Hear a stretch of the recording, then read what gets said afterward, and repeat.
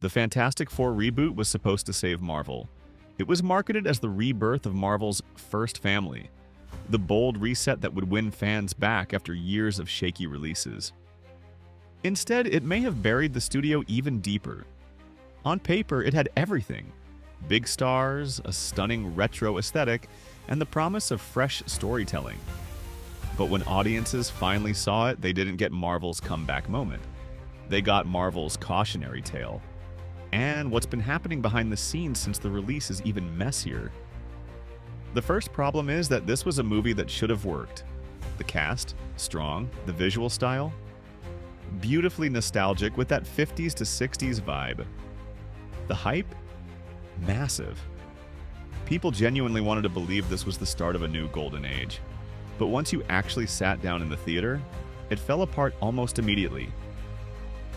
Reed Richards, supposedly the smartest man alive, was written like a clueless rookie. His big press conference scene in the middle of the movie was so out of character, it left fans groaning instead of cheering.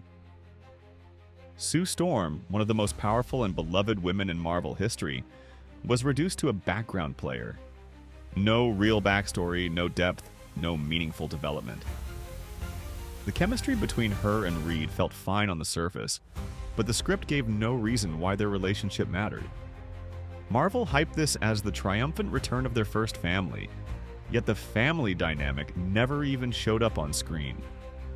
This wasn't just a missed opportunity, it was a story that collapsed under its own hype.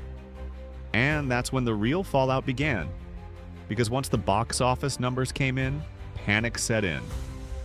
This wasn't a small stumble, it was a face-first crash. Fantastic Four didn't just open soft, it opened in full-on disaster mode.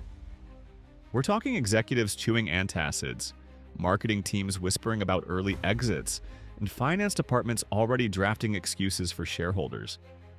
Marvel called this movie the cornerstone of their grand comeback plan, the foundation for the next Avengers era. Instead, the box office revealed cracks in the foundation before the building was even finished. Critics gave half-hearted applause. Fans split into camps online. Some wanted to defend it out of loyalty, but others called it the breaking point. Inside Disney, you could practically hear the scrambling. Kevin Feige smiled through interviews with his trademark calm, insisting everything was part of the plan. Bob Iger reportedly fumed behind closed doors, furious that another tentpole was collapsing on his watch. And when Disney looks for someone to blame, they rarely look in the mirror. Instead, they point fingers outward, and that's where Pedro Pascal enters the story. Because instead of selling the film as pure entertainment, Pascal turned the press tour into a political pulpit. Rather than telling audiences why they should buy a ticket, he told them why not liking the film meant they were politically wrong. He framed criticism as misogyny, sexism, or cultural bias instead of acknowledging that maybe, just maybe, the script itself was weak. Audiences aren't stupid. They can tell when a story is thin, they know when they're being lectured instead of entertained, and the last thing anyone wants is to be told that disliking a superhero flick somehow makes them a bad person. That kind of framing doesn't win people over. It drives them away. And for longtime Marvel fans, this felt like deja vu, because Disney has run this playbook before. Think back to the Marvels, a $270 million budget, yet it struggled to even cross $210 million worldwide before marketing was accounted for. That wasn't just a flop, it was a crater visible from space. Instead of acknowledging that the story failed to connect, the cast leaned into political talking points and representation milestones. Anyone who criticized the movie wasn't seen as a disappointed fan. They were branded a troll. Or take Rachel Ziegler's Snow White. A built-in hit with decades of nostalgia, one of the most famous fairy tales in history.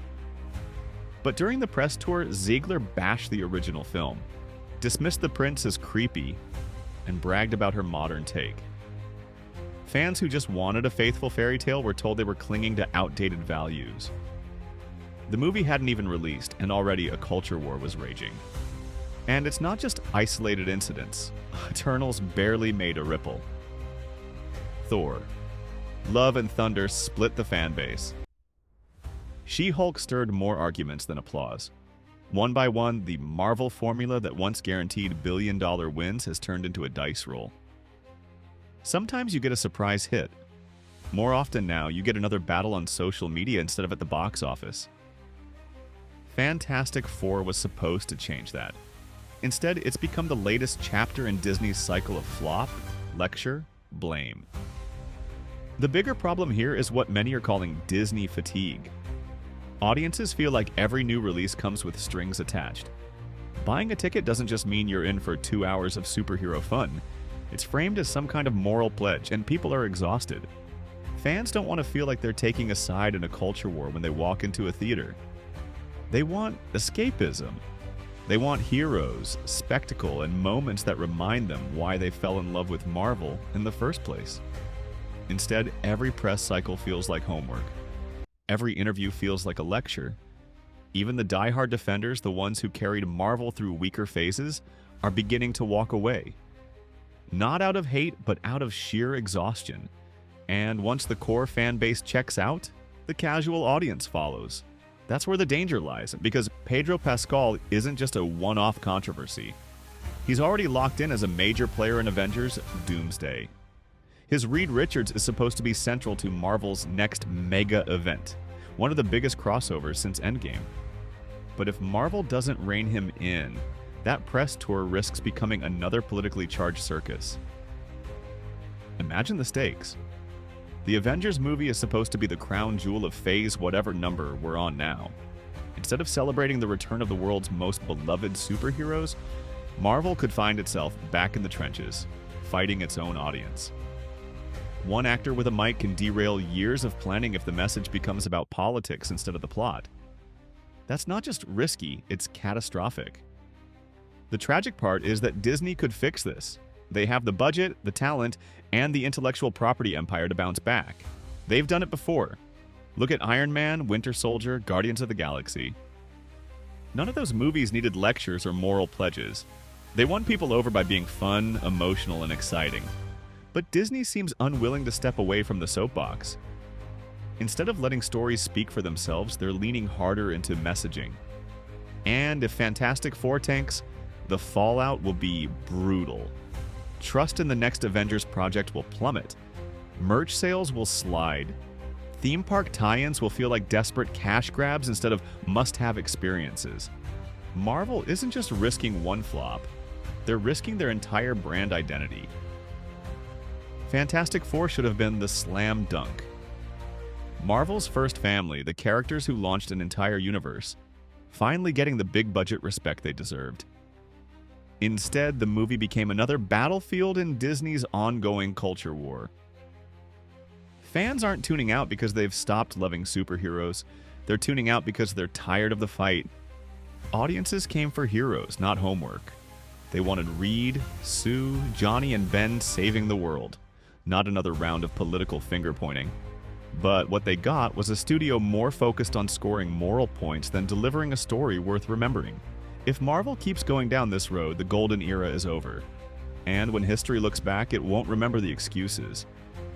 It'll remember the choices. The hype trains that derailed, the billion-dollar brands that crumbled, the actors who lectured instead of entertaining. Fans wanted to believe.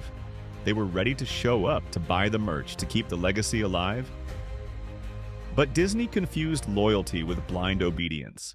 And once that trust is broken, it's nearly impossible to repair. Now, all eyes are on Fantastic Four. If this movie bombs, the dominoes won't stop at one film. It'll shake the foundation of the entire Marvel slate. And unless Disney changes course, the collapse won't be blamed on toxic fans or haters. It'll fall squarely on the shoulders of those who forgot the most basic rule of storytelling. Make it entertaining. Because audiences don't want a sermon, they want superheroes. They don't want a lecture, they want an escape. And if Disney can't give them that, someone else will. So where does that leave us? Fantastic Four wasn't a bold step forward, it was a warning shot. And if Disney ignores it, the next shot might not just dent the brand, it could sink the entire ship. If you felt this breakdown hit the truth, don't just sit back. Smash that like button, share this with a friend who's been side-eyeing Marvel lately, and subscribe so you don't miss the next big takedown. Because trust me, the drama isn't over. It's just getting started.